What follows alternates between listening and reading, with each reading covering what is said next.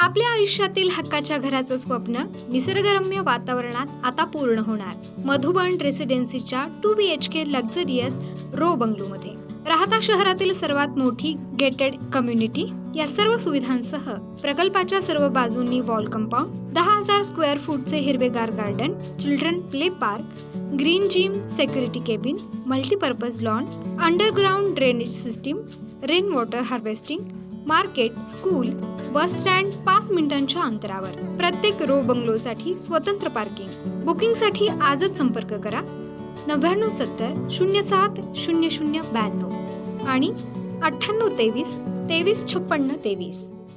राहता येथील प्रगतशील शेतकरी अनिल बोठे यांच्या निवासस्थानी सनफ्रेश ॲग्रो इंडस्ट्रीज प्रभात डेअरी यांनी आयोजित केलेल्या बायोगॅस प्रकल्पाचं उद्घाटन इमॅन्युएल बेसनियर, मुख्य कार्यकारी अधिकारी लॅक्टेलिस ग्रुप फ्रान्स यांच्या शुभ हस्ते संपन्न झाले। या बायोगॅस प्रकल्प उद्घाटन तसेच दूध उत्पादक मार्गदर्शन मेळावा यावेळी आयोजित करण्यात आला होता।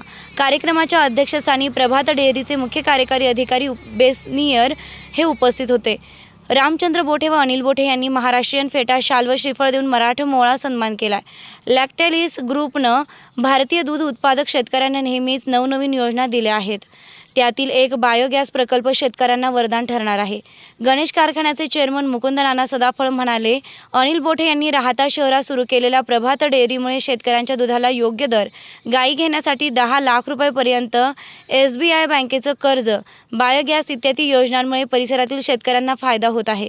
तसेच माजी चेअरमन नारायणराव कारले पाटील यांनी इंग्रजी भाषेत भाषण करून पाहुण्यांची मनं जिंकली व दुग्धजन्य पदार्थ निर्मितीत जगात सर्वात मोठ्या लॅक्टेसिस कंपनीनं भारतात येऊन ग्रामीण भागातील दूध उत्पादक शेतकऱ्यांना फायदेशीर योजना देऊन केलेल्या कार्याचा गौरव केलाय।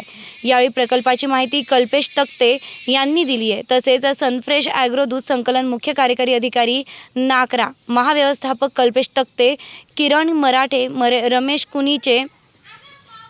रमेश कनीचे, सुकांत पाढी, डॉक्टर गुंड, माऊली पवार, विशाल आहेर, धनंजय चोळके, सतीश दारकुंडे, संतोष ब्राह्मणे, निवृत्ती वाघ इत्यादी अधिकारी परिश्रम घेऊन कार्यक्रम यशस्वी केलाय। रामचंद्र बोठे, नानासाहेब बोठे, गजानन बोठे, वाल्मिक बोठे, सुनील बोठे यांनी उपस्थितांचं स्वागत केलंय।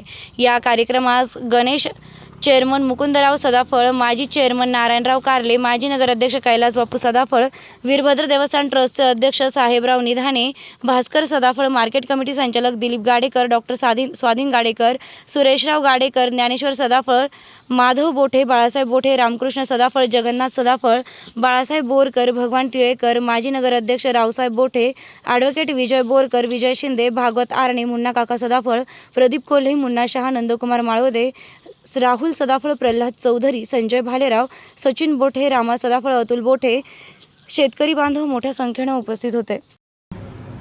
शेतकऱ्यांच्या मार्गदर्शनाखाली बहुमोल वेळ खर्च करून या ठिकाणी सर्वजण मोठ्या संख्येने आपण त्यांचं मार्गदर्शन हे ऐकण्यासाठी या ठिकाणी उपस्थित आहोत। आज या ठिकाणी बोठे पाटील कुटुंब बद्दलचा आपला परिचय या ठिकाणी सर्वांना माहीतच आहे, परंतु स्वर्गीय राहता शहरातील माजी पोलीस पाटील स्वर्गीय दादा पाटील बोठे पाटील हे आमच्या वडिलांचे मामा होते, ते सर्व श्रुत आहे। आणि हे कुटुंब शेतकरी परिवारातील असून आणि आमचे जवळचे नातेवाईक आहेत अनिल रामचंद्र बोठे पाटील, हे गणेश सहकारी साखर कारखान्याचे संचालक आप्पासाहेब बोठे पाटील यांचे चिरंजीव आहेत आणि त्यांनी हा उपक्रम प्रभात दूध डेअरी मार्फत या ठिकाणी सुरू केलेला आहे आणि एक चांगला थोड्या अवधीमध्ये सुरुवातीला त्यांचं सुरुवात डिसेंबर 2017 मध्ये त्यांचं दूध फक्त 150 लिटर होतं, परंतु थोड्याच अवधीमध्ये अशी गरुड झेप घेऊन अनिल राऊनी आज त्यांचं महिन्याचं बराच त्यांचं 3000 लिटर दूध एका दिवसाला संकलन होत आहे. एक आनंदाची गोष्ट आहे. प्रभात दूध डेअरीचे राहता शहरात दर 10 दिवसांनी बँकेमध्ये पैसे जमा करतात आणि ही खऱ्या अर्थाने पहिली डेअरी आहे. हे कशामुळे झालेलं आहे? हे दूध धंद्यामध्ये पारदर्शकता आणि एक चांगल्या प्रकारचं व्यवसाय नाविन्य त्यांनी खऱ्या अर्थाने या धंद्यामध्ये जीव प्राण ओतलेला आहे. की स्टोरी कुछ ऐसी हुई कि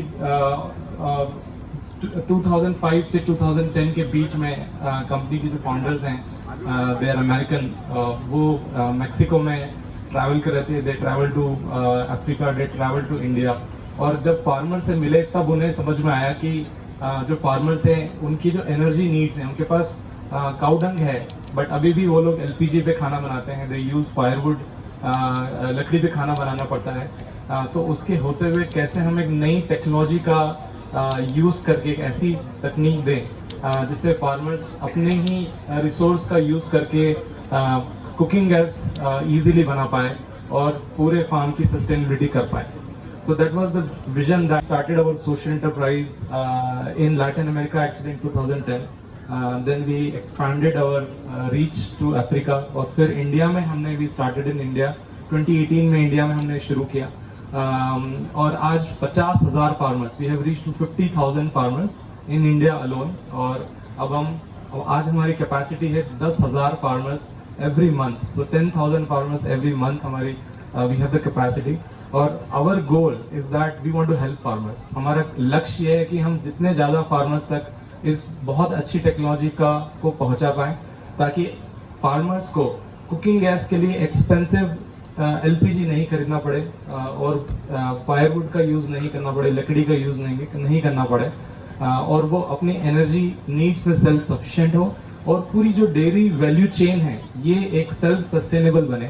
डेयरी वैल्यू चेन में जितने फार्मर्स हैं वो सस्टेनेबल तरीके से फार्मिंग करें. No, India is very important for the Lactalis group. As you know, we are a dairy company. We are only making dairy products, and India is the first country in terms of population, but it's also the first country in terms of production of milk.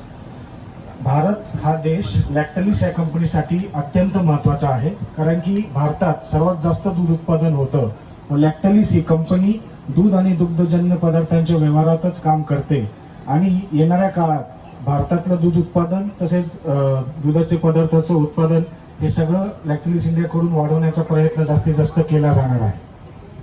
So we begin in 7 years ago in the south of India. We are here in this region since 3 years, and we believe that we have a big potential of growth in India, and we think that we can develop the milk business in India for a long term. 7 वर्षापूर्वी लॅक्टलिसने भारतात पाऊल टाकलं. दक्षिण भारतात तिरुमला या नावाने पहिली company सुरू केली आणि 2019 मध्ये प्रभात सोबतचा टायअप होऊन आपण महाराष्ट्रात काम सुरू केलं. आज भारतामध्ये प्रचंड दूध उत्पादनाचं पोटेन्शियल असल्यामुळे लॅक्टलिसचं सर्वात जास्त मोठं काम असणार आहे की ह्या दूध उत्पादनाचं गुणवत्तापूर्वक उत्पादनांमध्ये कसं रूपांतर केलं जाईल व दूध उत्पादकांचा याच्यातून फायदा कसा तयार केला जाईल.